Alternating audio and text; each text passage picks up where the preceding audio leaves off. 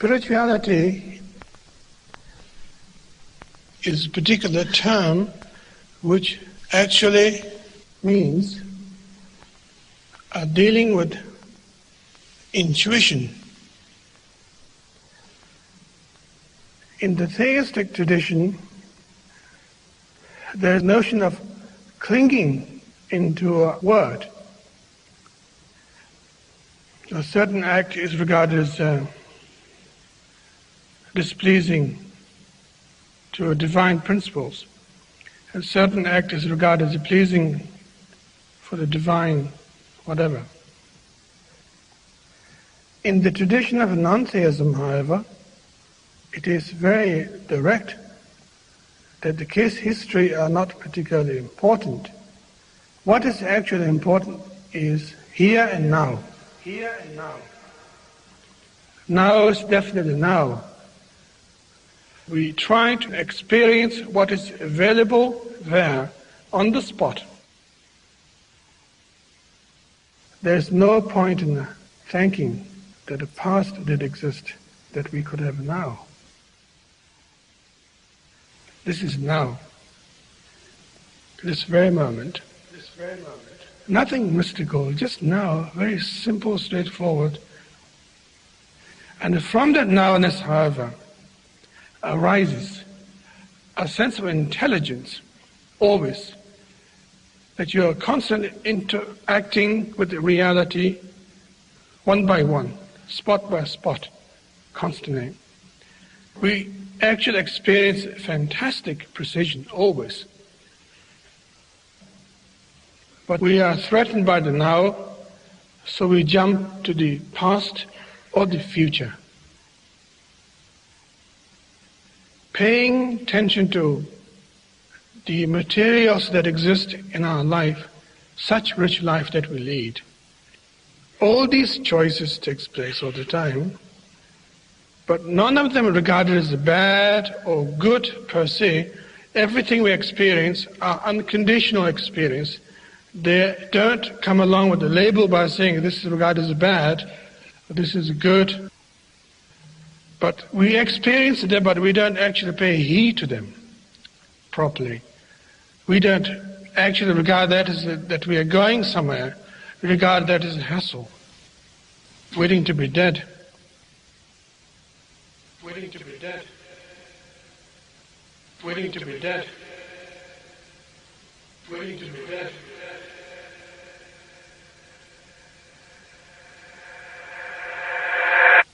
That's the problem. And that is not trusting the nowness properly, that what is actually experienced now possessed a lot of powerful things. It is so powerful that we can't face it.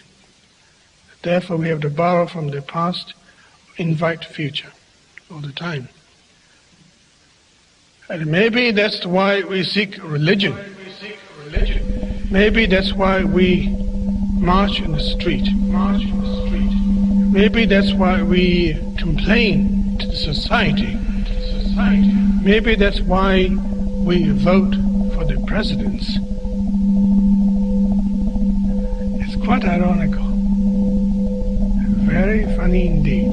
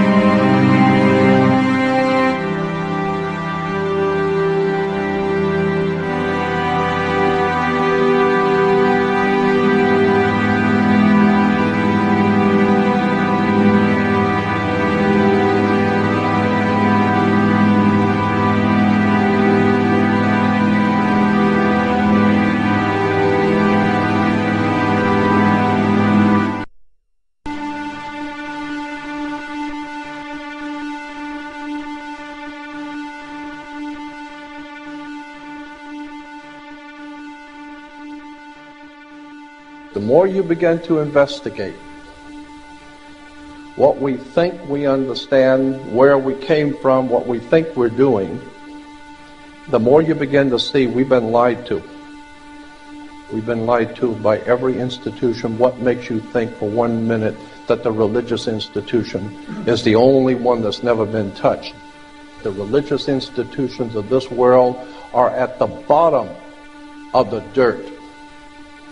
The religious institutions in this world are put there by the same people who gave you your government, your corrupt education, who set up your international banking cartels, because our masters don't give a damn about you or your family.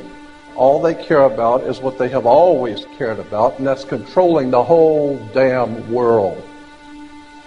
We have been misled away from the true and divine presence in the universe that men have called God. I don't know what God is, but I know what He isn't. And unless and until you are prepared to look at the whole truth, and wherever it may go, whoever it may lead to, if you want to look the other way, or if you want to play favorites, then somewhere along the line you're going to find out you're messing with divine justice. The more you educate yourself, the more you understand where things come from, the more obvious things become, and you begin to see lies everywhere. You have to know the truth and seek the truth, and the truth will set you free.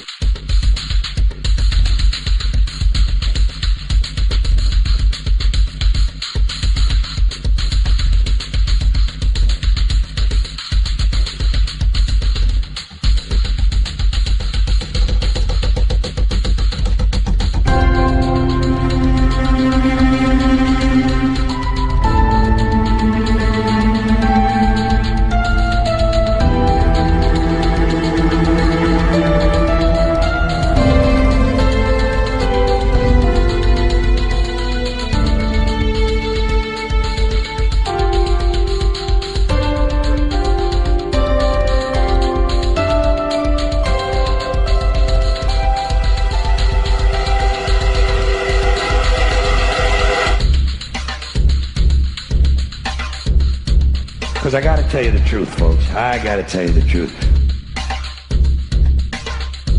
When it comes to bullshit, big time, major league bullshit, you have to stand in awe of the all-time champion of false promises and exaggerated claims, religion. Think about it. Religion has actually convinced people that there's an invisible man living in the sky who watches everything you do every minute of every day. And the invisible man has a special list of 10 things he does not want you to do. And if you do any of these 10 things, he has a special place full of fire and smoke and burning and torture and anguish where he will send you to live and suffer and burn and choke and scream and cry forever and ever till the end of time. But he loves you. He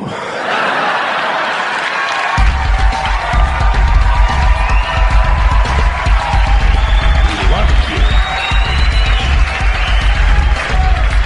He loves you and he needs money. He always needs money. He's all powerful, all perfect, all knowing, and all wise. Somehow just can't handle money. Religion takes in billions of dollars, they pay no taxes, and they always need a little more. Now, you talk about a good bullshit story. Holy shit.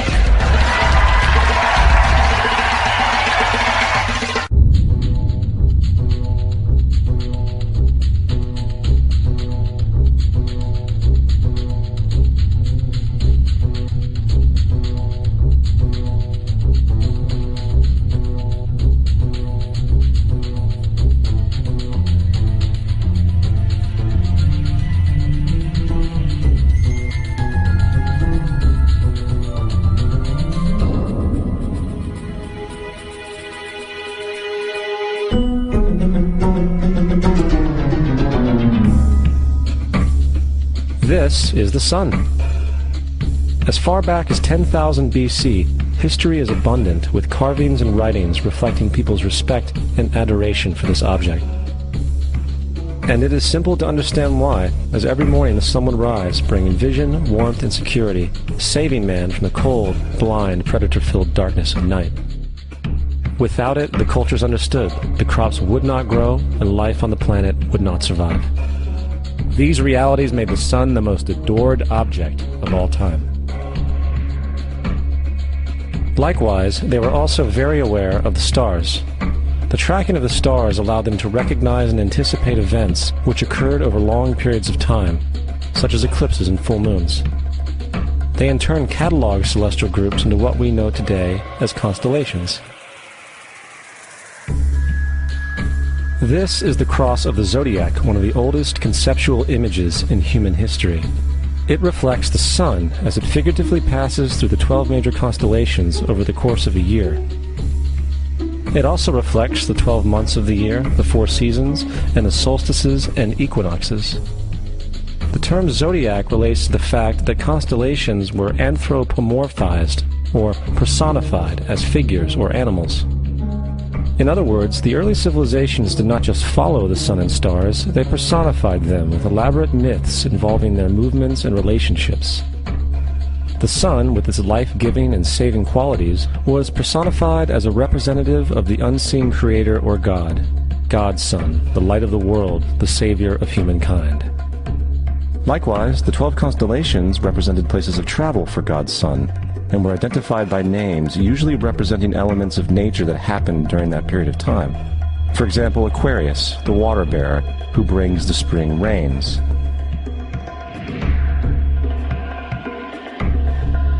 This is Horus. He is the sun god of Egypt of around 3000 BC. He is the sun anthropomorphized, and his life is a series of allegorical myths involving the sun's movement in the sky. From the ancient hieroglyphics in Egypt, we know much about this solar messiah. For instance, Horus, being the sun or the light, had an enemy known as Set, and Set was the personification of the darkness or night. And, metaphorically speaking, every morning Horus would win the battle against Set, while in the evening Set would conquer Horus and send him into the underworld. It is important to note that dark versus light, or good versus evil, is one of the most ubiquitous mythological dualities ever known, and is still expressed on many levels to this day. Broadly speaking, the story of Horus is as follows. Horus was born on December 25th of the Virgin Isis Mary. His birth was accompanied by a star in the east, and upon his birth he was adored by 3 kings. At the age of 12, he was a prodigal child teacher, and at the age of 30, he was baptized by a figure known as Anup, and thus began his ministry. Horus had 12 disciples he traveled about with, performing miracles such as healing the sick and walking on water. Horus was known by many gestural names such as the Truth, the Light, God's Anointed Son, the Good Shepherd, the Lamb of God, and many others. After being betrayed by Typhon, Horus was crucified, buried for 3 days, and thus resurrected. These attributes of Horus, whether original or not, seem to permeate many cultures of the world, for many other gods are found to have the same general mythological structure. Attis of Phrygia, born of the Virgin Nana on December 25th, crucified, placed in a tomb, and after 3 days was resurrected. Krishna of India, born of the Virgin Devaki, with a star in the east signaling his coming. He performed miracles with his disciples, and, upon his death, was resurrected. Dionysus of Greece, born of a virgin on December 25th, was a traveling teacher who performed miracles such as turning water into wine. He was referred to as the King of Kings, God's only begotten Son, the Alpha and Omega, and many others. And, upon his death, he was resurrected. Mithra of Persia, born of a virgin on December 25th, he had 12 disciples and performed miracles, and upon his death was buried for 3 days and thus resurrected. He was also referred to as the Truth, the Light, and many others. Interestingly, the sacred day of worship of Mithra was Sunday. The fact of the matter is, there are numerous saviors from different periods from all over the world which subscribe to these general characteristics. The question remains, why these attributes? Why the virgin birth on December 25th? Why dead for 3 days in the inevitable resurrection? Why 12 disciples or followers? To find out, let's examine the most recent of the solar messiahs. Jesus Christ was born of the Virgin Mary on December 25th in Bethlehem. His birth was announced by a star in the east, which 3 kings or magi followed to locate and adorn the new Savior. He was a child teacher at 12. At the age of 30, he was baptized by John the Baptist, and thus began his ministry. Jesus had 12 disciples, which he traveled about with, performing miracles such as healing the sick, walking on water, raising the dead. He was also known as the King of Kings, the Son of God, the Light of the World, the Alpha and Omega, the Lamb of God, and many, many others. After being betrayed by his disciple Judas and sold for 30 pieces of silver, he was crucified, placed in a tomb, and after 3 days was resurrected and ascended into heaven. First of all, the birth sequence is completely astrological. The star in the east is Sirius, the brightest star in the night sky, which, on December 24th, aligns with the 3 brightest stars in Orion's belt. These 3 bright stars in Orion's belt are called today what they were called in ancient times, the 3 kings. And the 3 kings and the brightest star, Sirius, all point to the place of the sunrise on December 25th. This is why the 3 kings follow the star in the east, in order to locate the sunrise, the birth of the sun.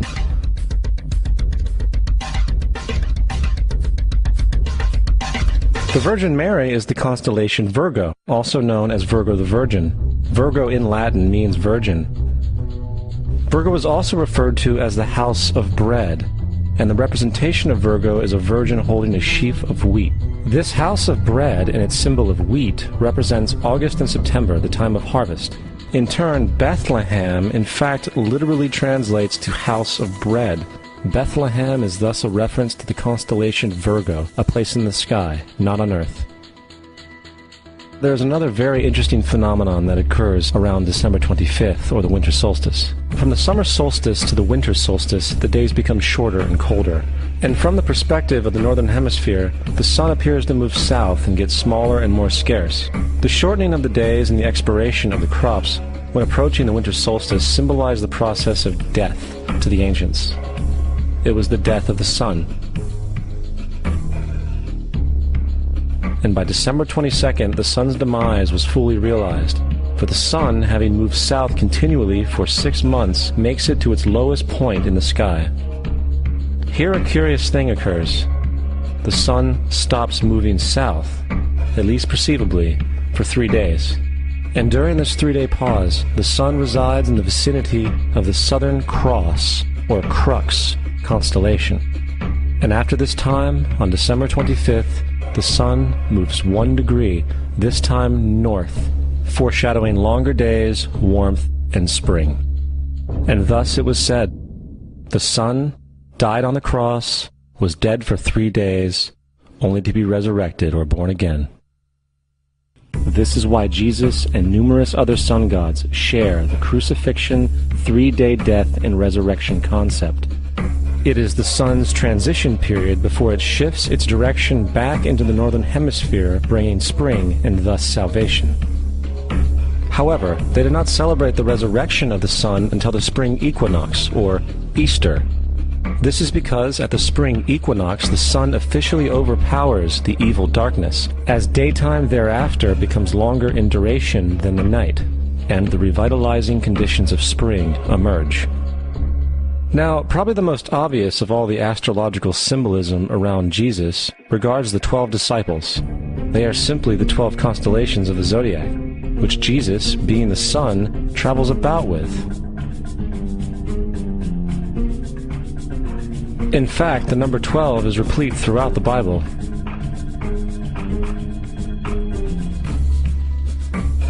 Coming back to the cross of the zodiac, the figurative life of the sun, this was not just an artistic expression or tool to track the sun's movement. It was also a pagan spiritual symbol, the shorthand of which looked like this.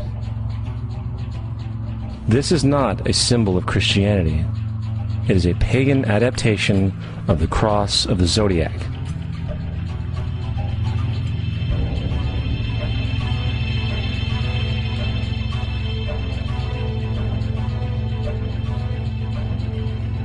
This is why Jesus in early occult art is always shown with his head on the cross, for Jesus is the Son of God, the light of the world, the risen Savior, who will come again, as it does every morning, the glory of God, who defends against the works of darkness, as he is born again every morning, and can be seen coming in the clouds, up in heaven, with his crown of thorns or sun rays.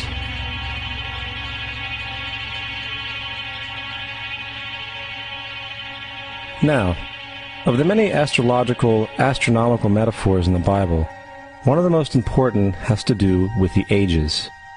Throughout the scriptures, there are numerous references to the age. In order to understand this, we need to be familiar with a phenomenon known as the precession of the equinoxes. The ancient Egyptians, along with cultures long before them, recognized that approximately every 2150 years, the sunrise on the morning of the spring equinox would occur in a different sign of the zodiac. This has to do with a slow, angular wobble that the Earth maintains as it rotates on its axis. It is called a precession because the constellations go backwards rather than through the normal yearly cycle. The amount of time it takes for the precession to go through all 12 signs is roughly 25,765 years. This is also called the Great Year, and ancient societies were very aware of this, and they referred to each 2150-year period as an age. From 4300 BC to 2150 BC, it was the age of Taurus, the bull.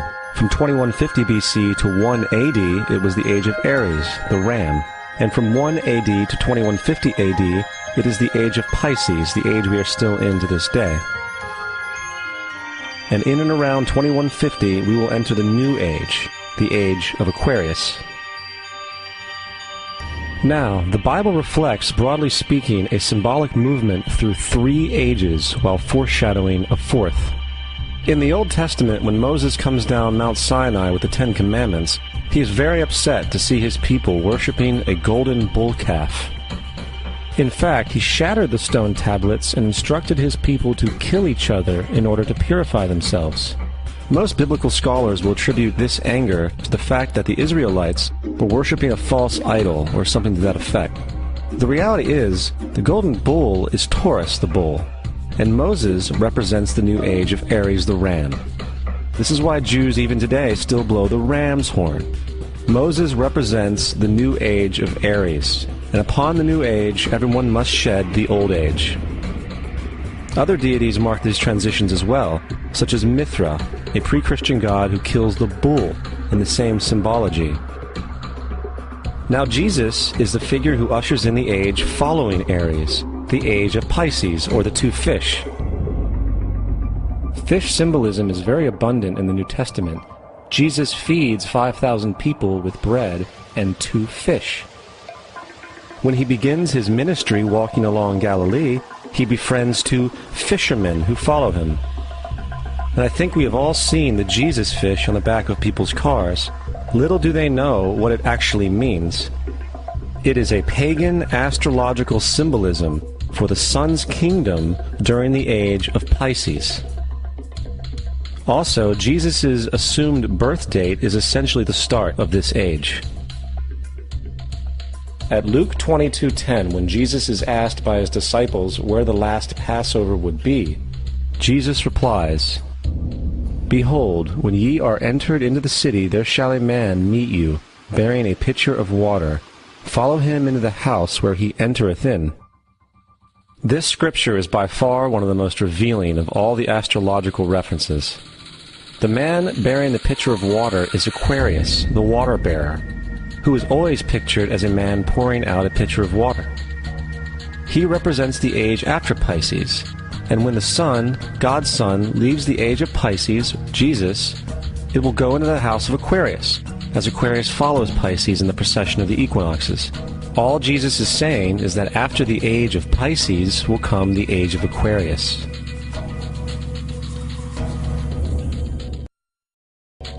Now, we have all heard about the end times and the end of the world. The cartoonish depictions in the book of Revelation aside, The main source of this idea comes from Matthew 28:20, where Jesus says, "I will be with you even to the end of the world." However, in the King James Version, world is a mistranslation, among many mistranslations. The actual word being used is eon, which means age. I will be with you even to the end of the age, which is true, as Jesus' solar Piscean personification will end when the sun enters the age of Aquarius. The entire concept of end times and the end of the world is a misinterpreted astrological allegory. Let's tell that to the approximately 100 million people in America who believe the end of the world is coming. Furthermore, the character of Jesus being a literary and astrological hybrid is most explicitly a plagiarization of the Egyptian sun god Horus. For example, inscribed about 3,500 years ago on the walls at the Temple of Luxor in Egypt are images of the Annunciation, the miracle conception, the birth, and the adoration of Horus. The images begin with Thoth announcing to the Virgin Isis that she will conceive Horus, then Neph, the Holy Ghost, impregnating the Virgin, and then the virgin birth and the adoration. This is exactly the story of Jesus' miracle conception. In fact, the literary similarities between the Egyptian religion and the Christian religion are staggering.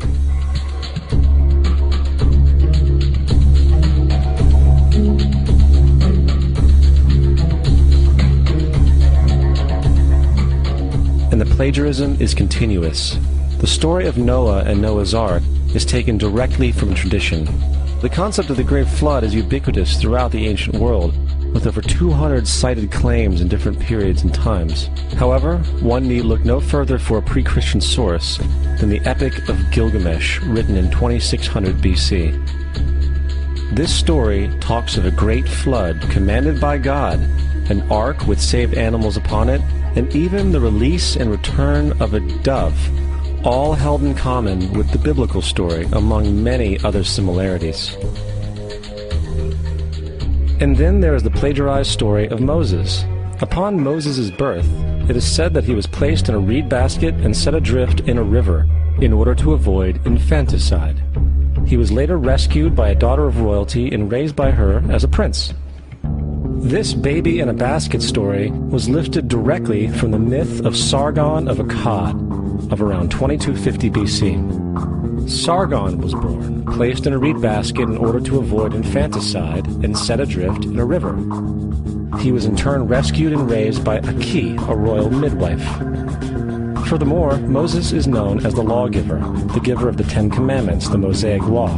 However, the idea of a law being passed from God to a prophet up on a mountain is also a very old motif. Moses is just another lawgiver in a long line of lawgivers in mythological history. In India, Manu was the great lawgiver. In Crete, Minos ascended Mount Dicta, where Zeus gave him the sacred laws, while in Egypt there was Meses, who carried stone tablets and upon them the laws of God were written. Manu, Minos, Meses, Moses. And as far as the Ten Commandments, they are taken outright from spell 125 in the Egyptian Book of the Dead. What the Book of the Dead phrased, "I have not stolen," became "Thou shalt not steal." "I have not killed," became "Thou shalt not kill." "I have not told lies," became "Thou shalt not bear false witness," and so forth. In fact, the Egyptian religion is likely the primary foundational basis for the Judeo-Christian theology. Baptism, afterlife, final judgment, virgin birth, death and resurrection, crucifixion, the Ark of the Covenant, circumcision, saviors, Holy Communion, Great Flood, Easter, Christmas, Passover, and many, many more are all attributes of Egyptian ideas long predating Christianity and Judaism. Justin Martyr, one of the first Christian historians and defenders, wrote, "When we say that he, Jesus Christ, our teacher, was produced without sexual union, was crucified and died and rose again and ascended into heaven, we propound nothing different from what you believe regarding those who you esteem sons of Jupiter." In a different writing, Justin Martyr said, "He was born of a virgin, except this in common with what you believe of Perseus." It's obvious that Justin and other early Christians knew how similar Christianity was to the pagan religions. However, Justin had a solution. As far as he was concerned, the devil did it. The devil had the foresight to come before Christ and create his characteristics in the pagan world. Fundamentalist Christianity, fascinating. These people actually believe the world is 12,000 years old. Swear to God. I actually asked one of these guys, okay, dinosaur fossils. He says, dinosaur fossils? God put those here to test our faith.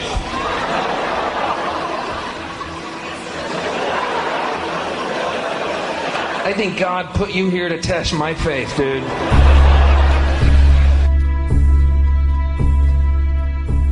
The Bible is nothing more than an astrotheological literary hybrid, just like nearly all religious myths before it. In fact, the aspect of transference of one character's attributes to a new character can be found within the book itself. In the Old Testament, there is the story of Joseph. Joseph was a prototype for Jesus. Joseph was born of a miracle birth. Jesus was born of a miracle birth. Joseph was of 12 brothers. Jesus had 12 disciples. Joseph was sold for 20 pieces of silver. Jesus was sold for 30 pieces of silver. Brother Judah suggests the sale of Joseph. Disciple Judas suggests the sale of Jesus. Joseph began his work at the age of 30. Jesus began his work at the age of 30. The parallels go on and on. Furthermore, is there any non-biblical historical evidence of any person living with the name Jesus, the son of Mary, who traveled about with 12 followers, healing people and the like? There are numerous historians who lived in and around the Mediterranean, either during or soon after the assumed life of Jesus. How many of these historians document this figure? Not one. However, to be fair, that doesn't mean defenders of the historical Jesus haven't claimed the contrary. 4 historians are typically referenced to justify Jesus' existence. Pliny the Younger, Suetonius, and Tacitus are the first 3. Each one of their entries consists of only a few sentences at best, and only referred to Christus or the Christ, which in fact is not a name but a title. It means the Anointed One. The 4th source is Josephus, and this source has been proven to be a forgery for hundreds of years. Sadly, it is still cited as truth. You would think that a guy who rose from the dead and ascended into heaven for all eyes to see and performed the wealth of miracles acclaimed to him would have made it into the historical record. It didn't, because once the evidence is weighed, there are very high odds that the figure known as Jesus did not even exist.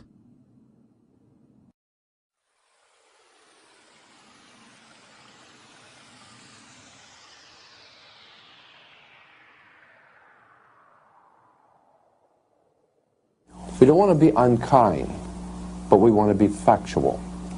We don't want to cause hurt feelings, but we want to be academically correct in what we understand and know to be true.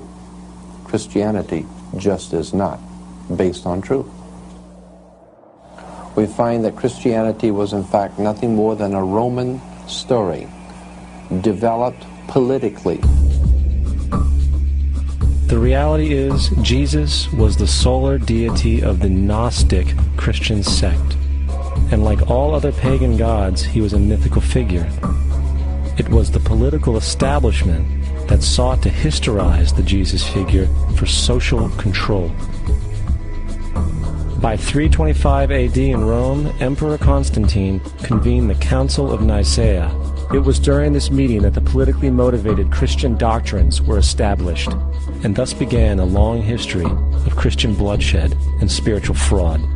And for the next 1600 years, the Vatican maintained a political stranglehold on all of Europe, leading to such joyous periods as the Dark Ages, along with enlightening events such as the Crusades and the Inquisition.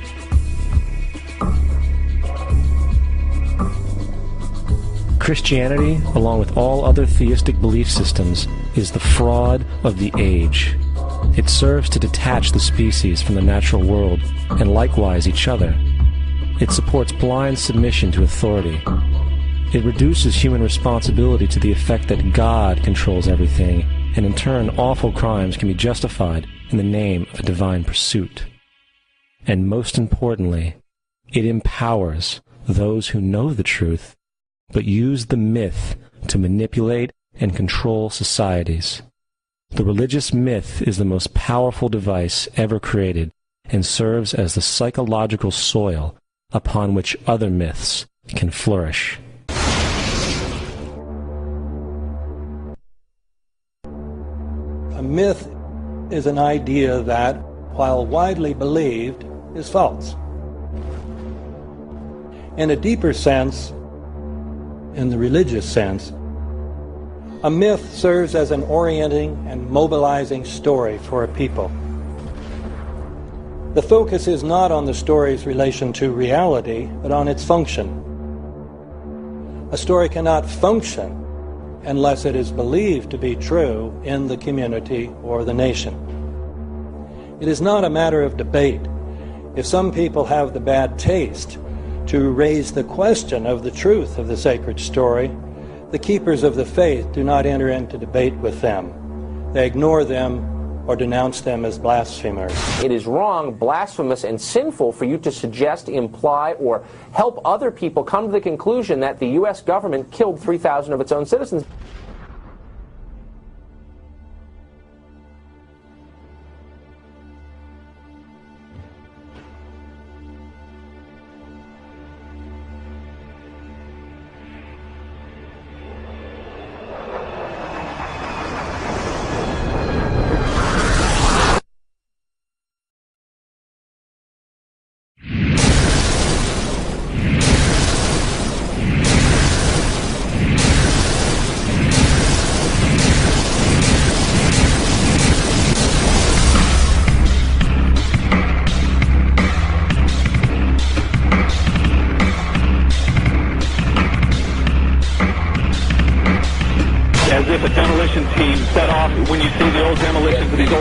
It looks like one of those scenes of an old building being purposely dynamited and blown up. Anybody who's ever watched a building being demolished on purpose knows that if you're going to do this, you have to get at the under-infrastructure of a building and bring it down. The way the structure is collapsing, this was the result of something that was planned. It's not accidental that the first tower just happened to collapse and then the second tower just happened to collapse in exactly the same way. How they accomplished this, we don't know. The building collapsed to dust. You don't find a desk. You don't find a chair. You don't find a telephone, a computer. The biggest piece of a telephone I found was half of the keypad, and it was about this big. What happened to the concrete? The concrete was pulverized from river to river. There was dust powder 2-3 inches thick. The concrete was just pulverized. In addition to those pictures we've all seen too much on television before, when a building was deliberately destroyed by well-placed dynamite to knock it down. If they had detonated, they were planned to take down a building. I heard a second explosion. There was a heavy-duty explosion. Then there was those secondary explosions and then the subsequent collapses. An explosion blew and it knocked everybody over. To me, it sounded like an explosion. It sounded like gunfire. Bang, bang, bang, bang, bang. And then all of a sudden, 3 big explosions. We heard a big explosion coming down. And then the entire top of the building just blew up. We saw some kind of explosion. By the force of the explosions. Big explosion. Blew us back into the 8th floor. Then we get to the lobby. This is a big explosion. The lobby looked as though a bomb had exploded there. A huge explosion now raining debris. It's been a huge explosion. Huge explosion that we all heard and felt. We just witnessed some kind of follow-up explosion. We heard a very loud explosion. A secondary explosion at Tower 1 camp. That is another bomb going off. He thinks that there were actually devices that were planted in the building. Planted in the building.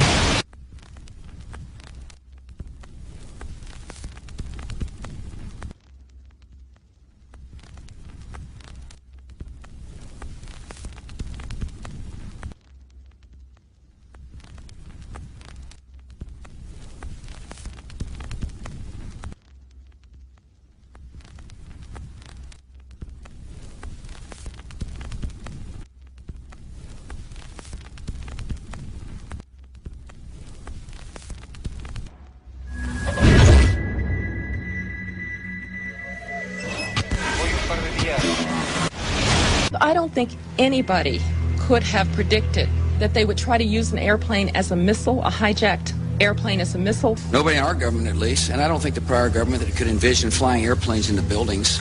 No specific threat involving really domestic operation or involving what happened, obviously, the city's airliner and so. There were no warning signs that I'm aware of. USA Today reports that in the 2 years before the attacks on September the 11th, NORAD conducted exercises using hijacked airliners as weapons. And one target was the World Trade Center.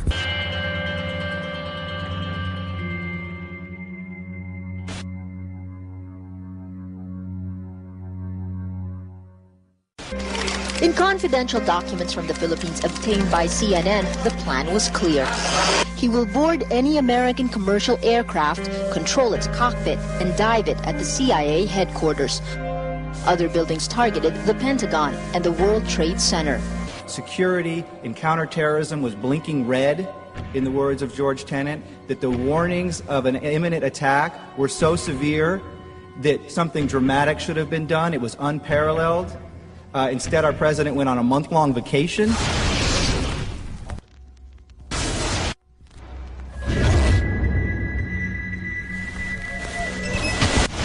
The head of Pakistani intelligence at the ISI, Mahmoud Ahmed, requested Omar Sheikh to wire $100,000 to Mohammed Atta, who was the lead hijacker.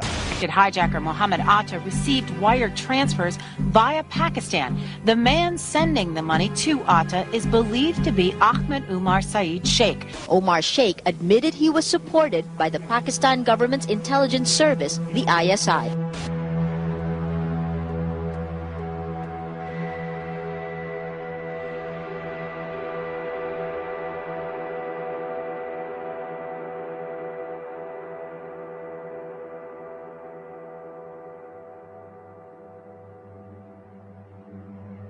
Although we are told that 4 or 5 of the alleged hijackers were on each of the flights.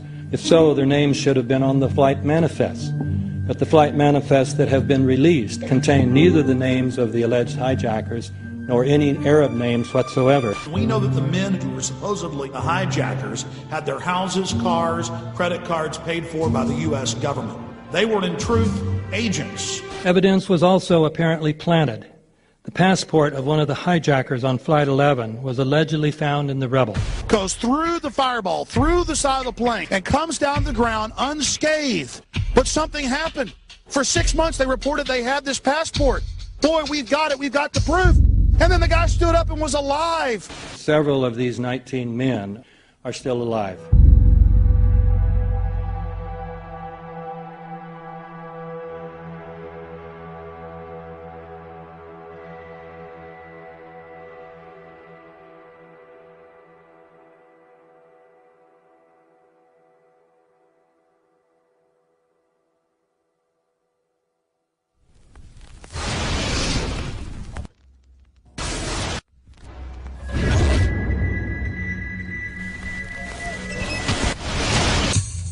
Of course we're after Saddam Hussein, bin Laden. He's January 2001, the Bush administration orders the FBI and intelligence agencies to back off investigations involving the bin Laden family, including 2 of Osama bin Laden's relatives, who were living, guess where, in Falls Church, Virginia, right next to CIA headquarters. When he was already America's most wanted criminal, he reportedly spent 2 weeks in the American hospital in Dubai, was treated by an American doctor, and visited by the local CIA agent.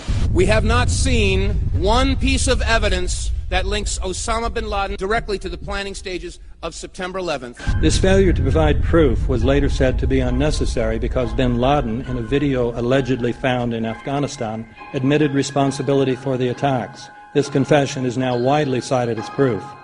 But the man in this video has darker skin, fuller cheeks, and a broader nose than the Osama bin Laden of all other videos. We again seem to have planted evidence. In 1976, Osama's older brother Salim bin Laden hired a man in Texas by the name of Jim Bath to handle all the investments in the United States for the bin Laden family. Jim Bath also happens to be a personal, almost lifelong friend and former Air National Guard pilot with George W. Bush.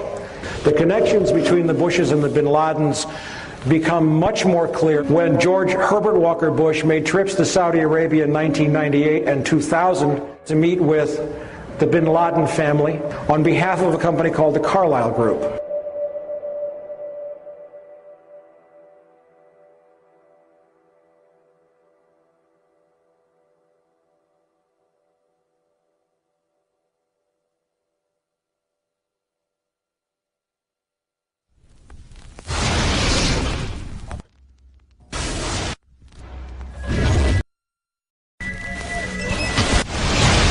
How could anyone fly a 60-ton, 125-foot wide, 44-foot tall plane through this obstacle course? The aircraft, before striking the Pentagon, reportedly executed a 270-degree downward spiral, and yet Hani Hanjour was known as a terrible pilot who could not safely fly even a small plane.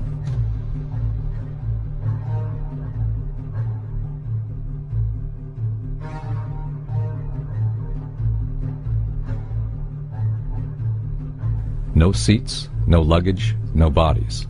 Nothing but bricks and limestone. The official explanation is that the intense heat from the jet fuel vaporized the entire plane. Flight 77 had 2 Rolls-Royce engines made of steel and titanium alloy and weigh 6 tons each. It is scientifically impossible that 12 tons of steel and titanium was vaporized by jet fuel. We're also told that the bodies were able to be identified either by their fingerprints or by the DNA. So what kind of fire can vaporize aluminum and tempered steel and yet leave human bodies intact? From my close-up inspection, there's no evidence of a plane having crashed anywhere near the Pentagon. And as I said, the only pieces left that you can see are small enough that you could pick up in your hand. Shortly after the strike, government agents picked up debris and carried it off. The entire lawn was covered with dirt and gravel, so that any remaining forensic evidence was literally covered up. The videos from security cameras, which would show what really hit the Pentagon, were immediately confiscated by agents of the FBI, and the Department of Justice has to this day refused to release them. If these videos would prove that the Pentagon was really hit by a 757, most of us would assume the government would release them.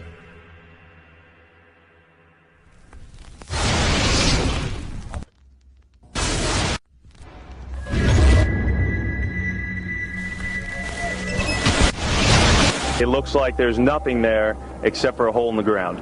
Basically, that's right. The only thing you could see from where we were was a big gouge in the earth and some broken trees.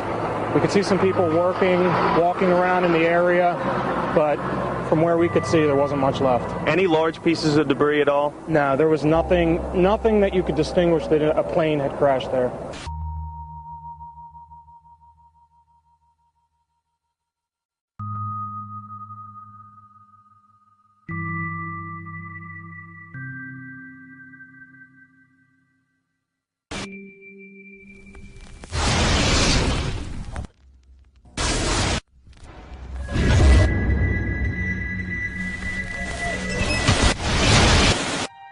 Pancake theory, according to which the fires, while not melting the steel, heated it up sufficiently to cause the floors weakened by the airplane strikes to break loose from the steel columns, and this started a chain reaction. So you would expect then from that theory, which is the official theory, to see a whole stack of floors piled up on top of each other and then a spindle of core columns standing too. The core of each of the twin towers consisted of 47 massive steel columns. If the floors had broken loose from them, these columns would have still been sticking up into the air 1,000 feet.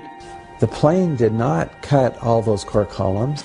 We designed the buildings to take the impact of the Boeing 707 hitting the building at any location. The building probably could sustain multiple impacts of jetliners. That the plane flew straight into the building. Through him, right. Yeah. So you're saying that the building was actually designed to cope with a hole like that and still survive? Yeah, it was. If you had dropped, say, a billiard ball From the top of the World Trade Center, 110 floors up there, it would have taken 8 to 10 seconds to hit the ground, encountering no resistance whatsoever. The Twin Towers came down in nearly free-fall speed. 200,000 tons of steel shatters and explodes outwards over 500 feet. This means that floors shattered at an average rate of about 10 floors per second. There is no scenario for a pancake effect of buildings falling that allows them to fall at the rate of free fall. Now what can do that? What can move mass out of the way? Explosives.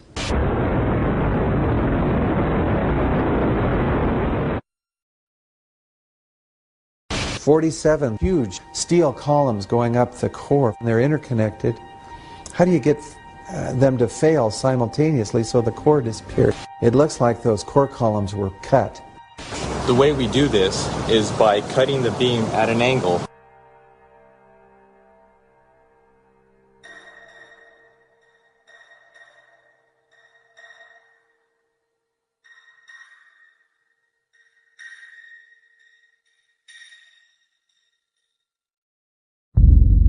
I started looking at the molten metal.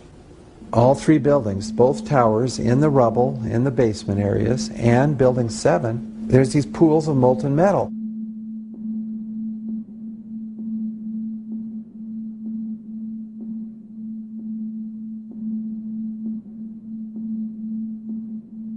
You'd get down below and you'd see molten steel running down the channel rails, like you're in a foundry. Like lava. The molten steel was found 3, 4, and 5 weeks later, when the rubble was being removed. He said that molten steel was also found underneath World Trade Center 7. So I'm looking through the official reports. What do they say about the molten metal? They say nothing. Now, wait a minute. This is important evidence. So where'd that come from? Thermite is so hot that it'll just cut through steel, through structural steel, for example, like a knife through butter. The products are molten iron and aluminum oxide, which goes off primarily as a dust. You know those enormous dust clouds? You can imagine when you assemble these chemicals on a large scale.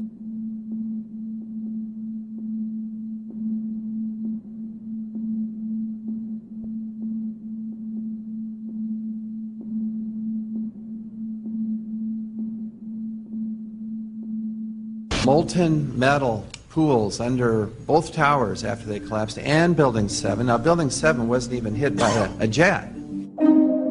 Part of the problem is that most people simply don't know much about Building 7 due to the extraordinary secrecy surrounding this collapse. And this was a 47-story skyscraper. This building fell at 5:25. It was not hit by a plane.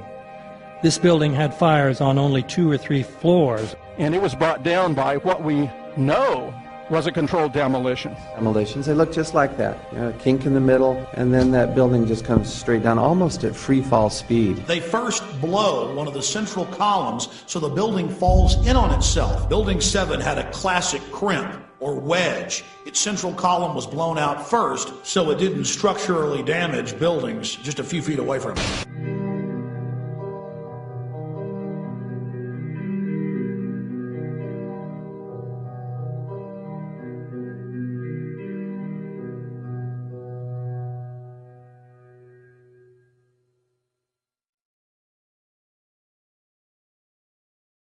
Our office was on the B1 level. As I was talking to a supervisor at 8:46, and all of a sudden we hear, boom! An explosion so hard that pushed us upwards. And it came from the basement between the B2 level and the B3 level. And when I went to verbalize, we hear, boom! The impact of the plane on the top. As I'm walking by the main freight corridor building in the corridor, that's when I got blown. I mean, the impact of the explosion threw me to the floor, and that's when everything started happening. All of a sudden, a big impact happened again, and all the ceiling tile was falling down, the light fixtures were falling. You know, you got to go clear across the whole from 1 to 2 World Trade Center, and then all of a sudden, it happened all over again. Something else hit us to the floor. Right in the basement, you felt it. Walls were caving in, everything that was going on. I mean, I know of people that got killed in the basement. I know of people that got broken legs in the basement. People that got reconstructive surgery because the walls hit them in the face.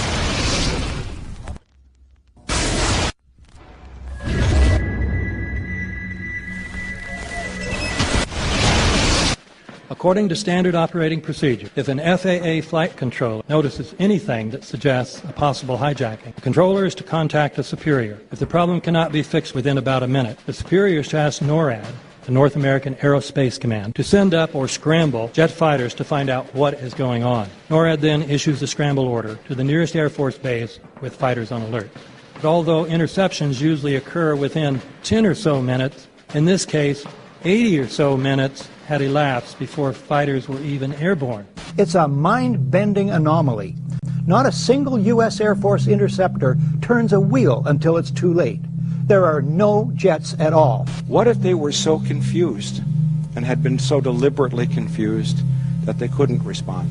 The reason that they didn't know where to go was because a number of conflicting and overlapping war game exercises were taking place. It involved the insertion of false radar blips onto radar screens in the Northeast Air Defense Sector. Center Team U, we have a problem here. We have a hijacked aircraft headed towards New York. We need someone to scramble some F-16s or something up there to help us out.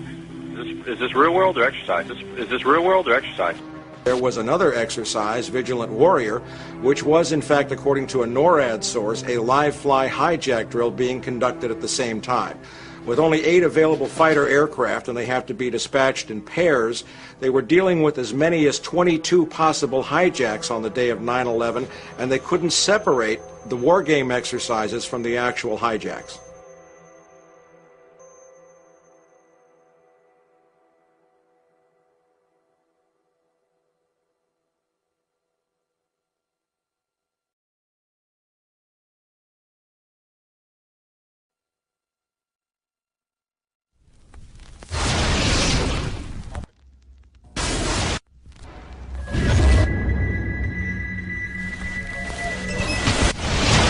Page 172. The U.S. government has not been able to determine the origin of the money used for the 9/11 attacks. Ultimately, the question is of little practical significance. The American authorities have not managed to trace the source of the funding. And then the most amazingly disingenuous statement, ultimately, is it of little consequence. It is of massive consequence. Doesn't it matter who paid for 9/11? The collapse of Building 7 has been recognized as especially difficult to explain. The 9/11 Commission report implicitly admitted that it could not explain the collapse of this building by not even mentioning it. President, why are you and the Vice President insisting on appearing together before the 9/11 Commission? Because the 9/11 Commission wants to ask us questions. That's why we're meeting, and I look forward to meeting with them and answering their questions. Why you're appearing together rather than separately, which was their request? Because it's a good chance for both of us to answer questions that the 9/11 Commission is looking forward to asking us, and I'm looking forward to answering them. Let's see. Do you think they should be able to stand up and speak their own words? They should go under oath. They should be, yeah, in public.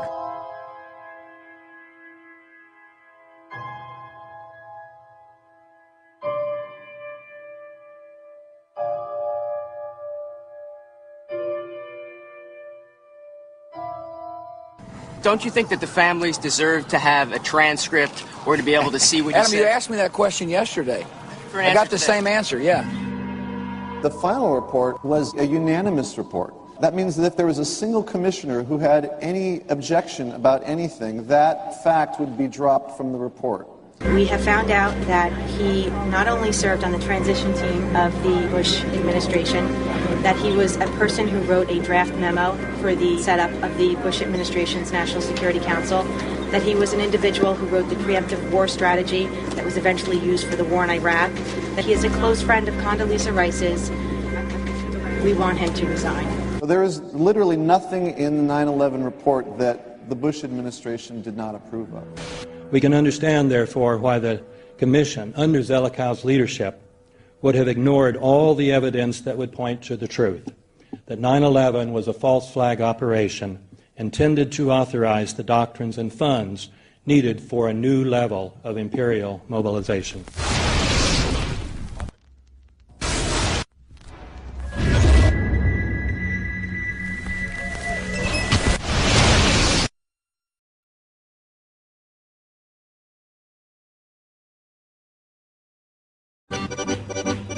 armed with knives, armed with chemical, biological, nuclear weapons. Fanatic terrorist, September 11th. September 11th, killers, September 11th, terrorists. Terrorists of Al-Qaeda, terrorists, nuclear weapons, terrorists. 9/11, terror, terrorist, evil. September 11th, September 11th. The terrorists, war and danger. September 11th, terrorism, global terrorism, terrorism, terrorists. Terrorists, terrorists, terrorists, terrorists, the terror. Terrorists, terrorist, terrorism. September 11th, global terrorism, terrorist, terror, terrorism. September 11th, world terrorism, terrorist, terrorism. September 11th, global terrorism. September the 11th, terror, terror, terror, terror, terror. Weapons of mass destruction. September the 11th, September the 11th, terrorists, the evil terrorists, terrorists, terrorists, no. Terrorism. The words are hypnotically repeated. Terrorism, terrorist, terrorist threat, and of course, believed to be linked to Al-Qaeda. But it's the so-called war on terrorism that's in our faces practically 24/7 as the inescapable focus of our existence. One day, our grandchildren will look back on this time and ask, how was the war on terror won? The entire U.S. ruling class, ruling elite, comes to see terrorism as the preferred means, indeed the only means, to provide social cohesion, to provide an enemy image for the society to keep it together. According to neocon theory from Carl Schmitt, you have to have an enemy image in order to have a society. It's a very dangerous thing, because now it means that the entire social order, the political parties, intellectual life, politics in general, all based on a monstrous myth. Monstrous myth.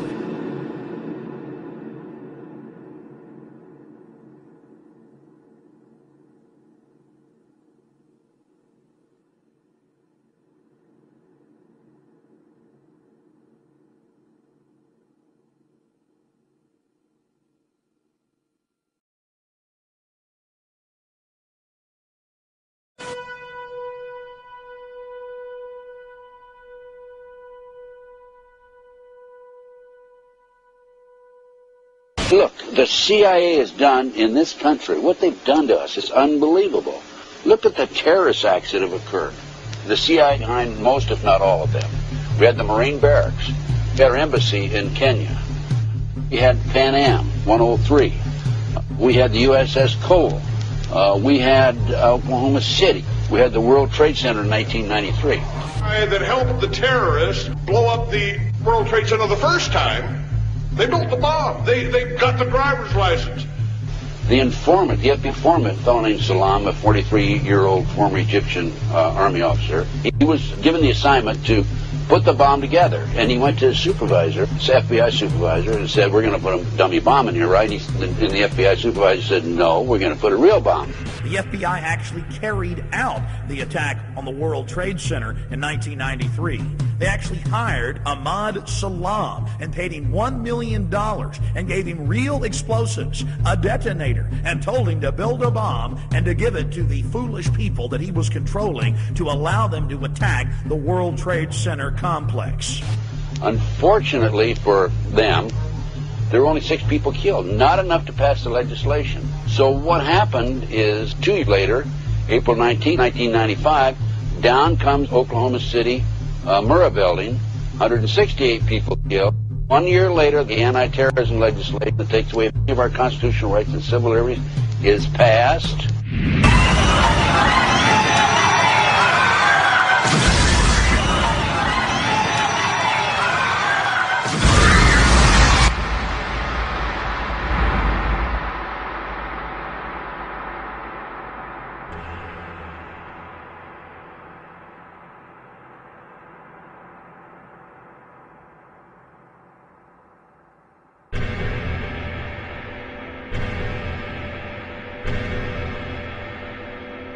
Because at 9:30 this morning, we were actually running an exercise for over a company of 1,000 people in London, based on simultaneous bombs going off precisely at the railway stations that happened this morning. So I still have the hairs on the back of my neck standing upright. To get this quite straight, you were running an exercise to see how you would cope with this, and it happened while you were running the exercise? Precisely.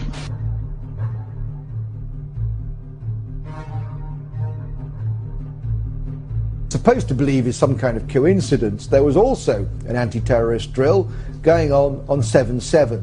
And again, just like 9/11, they were talking about attacks on the same targets, the same kind of tube stations, and exactly the same time. as the actual attack happened, providing some kind of cover for what must be operations orchestrated in some way by the state.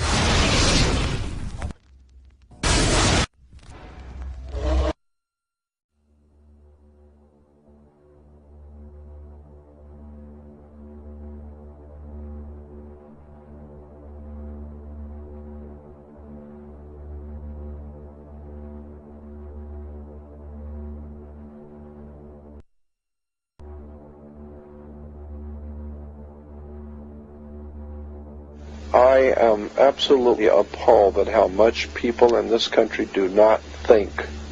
We are given to understand that, that an Arabic guy out there up in the mountains financed the most elaborate attack on this country. Do you think some people in a cave, were able to have NORAD stand down? Do you think that people in a cave were able to have all of this happen? And when I think about how many Americans were killed in New York City, and believing as I do that this thing was a setup job, this is a textbook operation that Nazis used, and they've used it over and over again. America has been suckered in one more time. I don't have to tell you things are bad.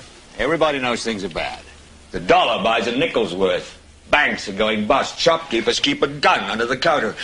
Punks are running wild in the street. There's nobody anywhere who seems to know what to do, and there's no end to it. We know the air is unfit to breathe, and our food is unfit to eat. We sit watching our TVs while some local newscaster tells us that today we had 15 homicides and 63 violent crimes, as if that's the way it's supposed to be. We know things are bad, worse than bad. They're crazy. It's like everything everywhere is going crazy, so we don't go out anymore. We sit in the house, and slowly the world we're living in is getting smaller, and all we say is, please, at least leave us alone in our living rooms. Let me have my toaster and my TV and my steel-belted radios, and I won't say anything. Just leave us alone. Well, I'm not going to leave you alone. I want you to get mad. I don't want you to protest. I don't want you to riot. I don't want you to write to your congressman because I wouldn't know what to tell you to write. I don't know what to do about the depression and the inflation and the Russians and the crime in the street. All I know is that first, you've got to get mad. You've got to say, I'm a human being. God damn it. My life has value.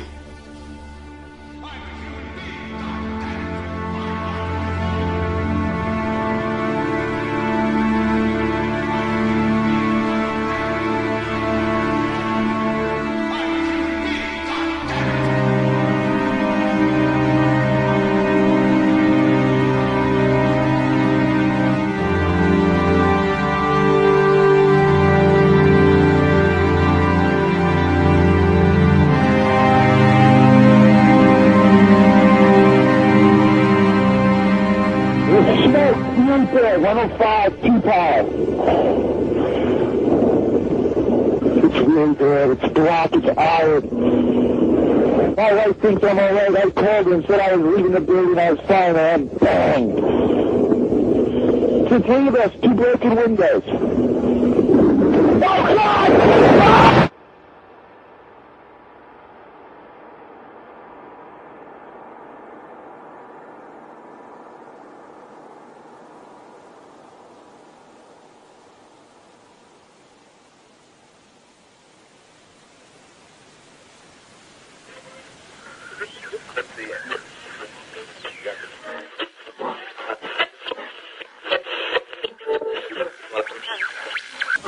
When hostilities commenced in Europe in 1939, it was realized that the American people had no intention of entering the war. But they believed that this country could be enticed into the war in very much the same way that it was enticed into the last one. They planned, first, to prepare the United States for foreign war under the guise of American defense. Second, to involve us in the war step by step without our realization. Third, to create a series of incidents which would force us into the actual conflict. These plans were, of course, to be covered and assisted by the full power of their propaganda. Our theaters soon became filled with plays portraying the glory of war. newsreels lost all semblance of objectivity, and they have used the war to justify the restriction of congressional power and the assumption of dictatorial procedures on the part of the President and his appointees. A fear campaign was inaugurated. We cannot allow the natural passions and prejudices of other peoples to lead our country to destruction.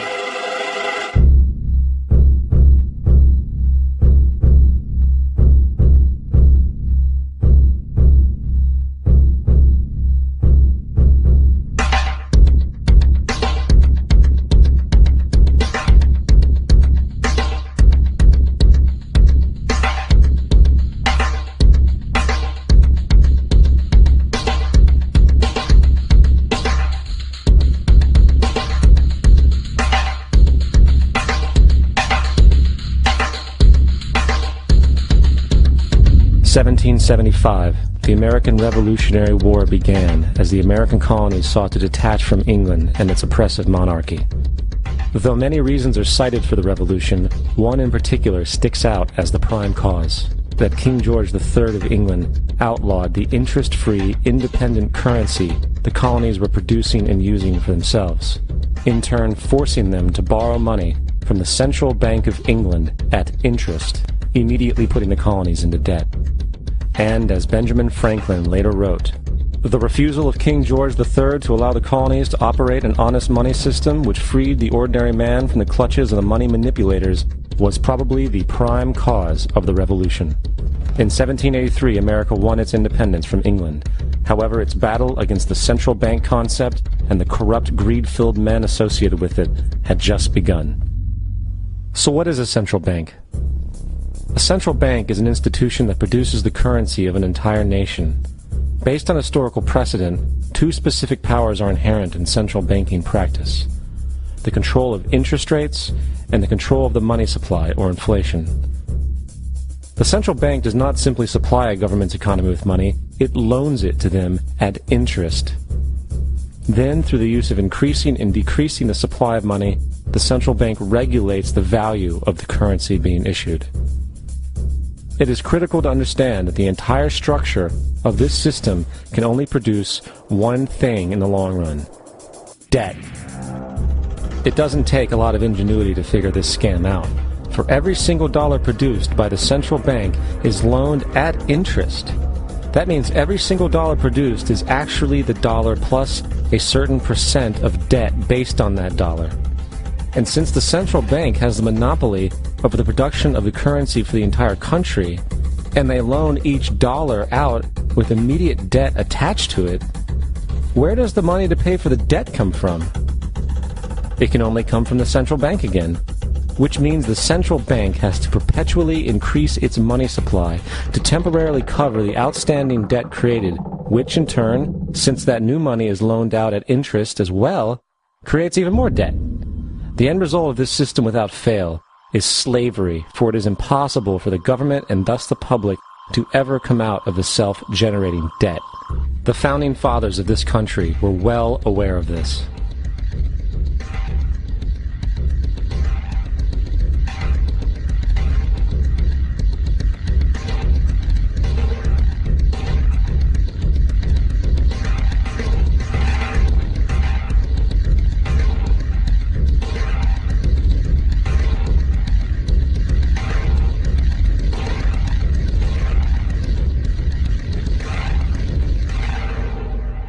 By the early 20th century, the U.S. had already implemented and removed a few central banking systems, which were swindled into place by ruthless banking interests.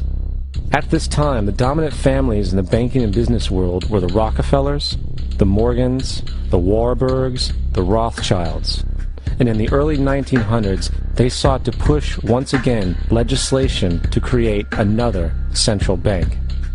However, they knew the government and public were very weary of such an institution, so they needed to create an incident to affect public opinion. So, J.P. Morgan, publicly considered a financial luminary at the time, exploited his mass influence by publishing rumors that a prominent bank in New York was insolvent or bankrupt. Morgan knew this would cause mass hysteria, which would affect other banks as well. And it did. The public, in fear of losing their deposits, immediately began mass withdrawals. Consequently, the banks were forced to call in their loans, causing the recipients to sell their property, and thus a spiral of bankruptcies, repossessions, and turmoil emerged. Putting the pieces together a few years later, Frederick Allen of Life magazine wrote, "The Morgan interests took advantage to precipitate the panic, guiding it shrewdly as it progressed." Unaware of the fraud, the Panic of 1907 led to a congressional investigation headed by Senator Nelson Aldrich, who had intimate ties to the banking cartels and later became part of the Rockefeller family. The commission, led by Aldrich, recommended a central bank should be implemented, so a panic like this was the spark the international bankers needed to initiate their plan. In 1910, a secret meeting was held at a J.P. Morgan estate on Jekyll Island off the coast of Georgia. It was there that the central banking bill called the Federal Reserve Act was written. This legislation was written by bankers, not lawmakers. This meeting was so secretive, so concealed from government, that the 10 or so figures who attended disguised their names when en route to the island. After this bill was constructed, it was then handed over to their political frontman, Senator Nelson Aldrich, to push through Congress. And heavy political sponsorship by the bankers, Woodrow Wilson became president, having already agreed to sign the Federal Reserve Act in exchange for campaign support. And 2 days before Christmas, when most of Congress was at home with their families, the Federal Reserve Act was voted in, and Wilson in turn made it law. Later, Woodrow Wilson wrote, in regret,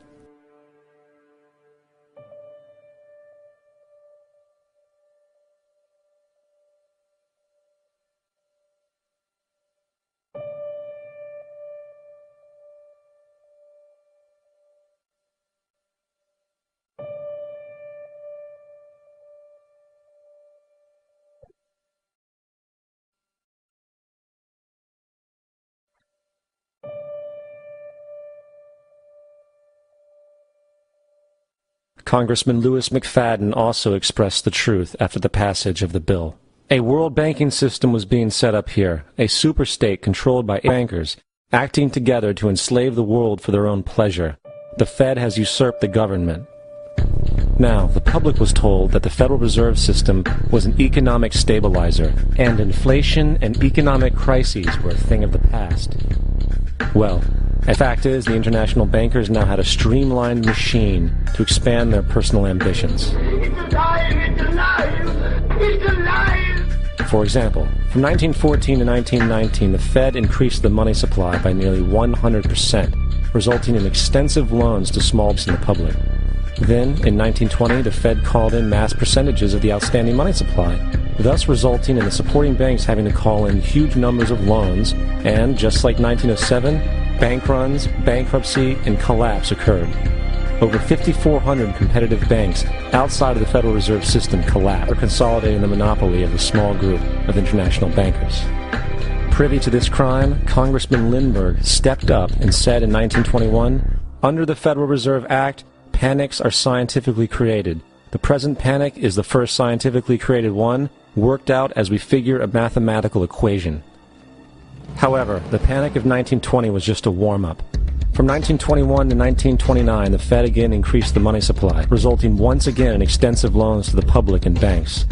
There was also a fairly new type of loan called a margin loan in the stock market. Very simply, the margin loan allowed an investor to down only 10% of a stock's price, with the other 90% being loaned through the broker. In other words, a person could own $1,000 worth of stock with only $100 down. This method was very popular in the roaring 1920s, as everyone seemed to be making money in the market. However, there was a catch to this loan.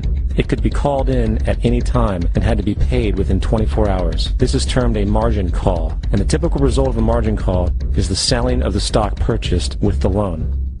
So, a few months before October in 1929, J.D. Rockefeller, Bernard Baruch, and other insiders quietly exited the market, and on October 24, 1929, the New York financiers who furnished the margin loans started calling them in masse.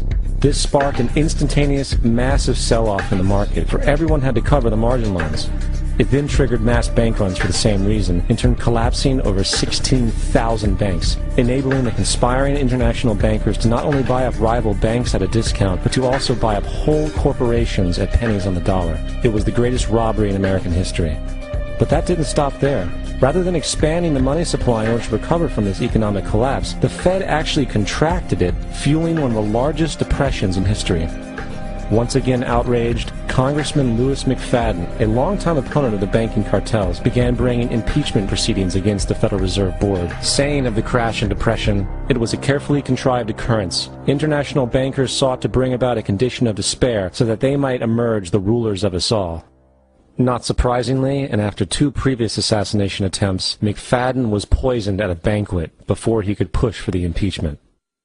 Now, having reduced the society to squalor, the Federal Reserve bankers decided that the gold standard should be removed. In order to do this, they needed to acquire the remaining gold in the system. So, under the pretense of helping to end the Depression, came the 1933 gold seizure.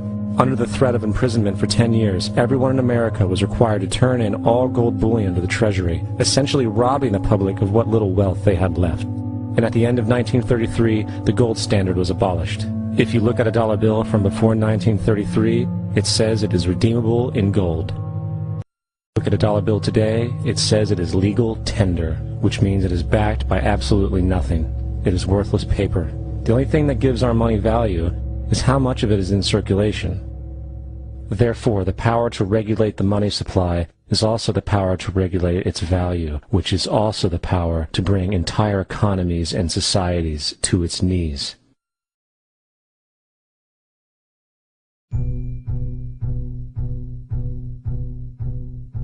It's important to clearly understand, the Federal Reserve is a private corporation. It is about as Federal Express.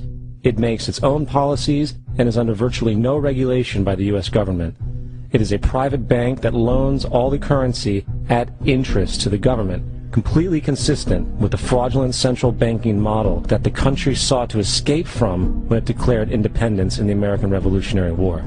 Now, going back to 1913, the Federal Reserve Act was not the only unconstitutional bill pushed through Congress. They also pushed the federal income tax.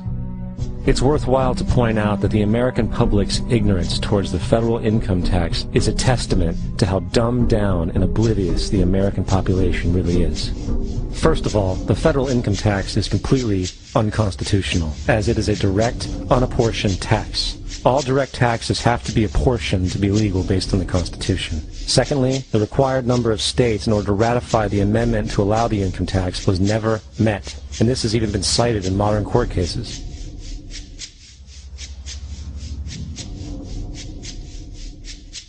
Third, at the present day, roughly 25% of the average worker's income is taken via this tax. And guess where that money goes?